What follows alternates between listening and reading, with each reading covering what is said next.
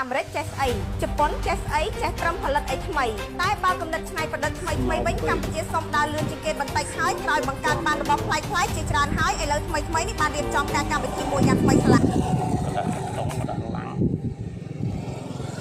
យកមករុំពលចេះដើម្បីមកឲ្យស្មៅការពេលស្មៅតាមរយៈឲ្យវាផុតខ្ពស់តិចមកយើងអាចចូលម៉ាស៊ីនកាត់ស្មៅមកនេះទូចពេកវាចូលដល់ចុះនេះបាក់ពលបាក់អីទៅវាដាច់ឬចឹងអាមេរិកឃើញជប៉ុនឃើញគៀកកគ្នាយំចៃម៉ាយទៀតនេះ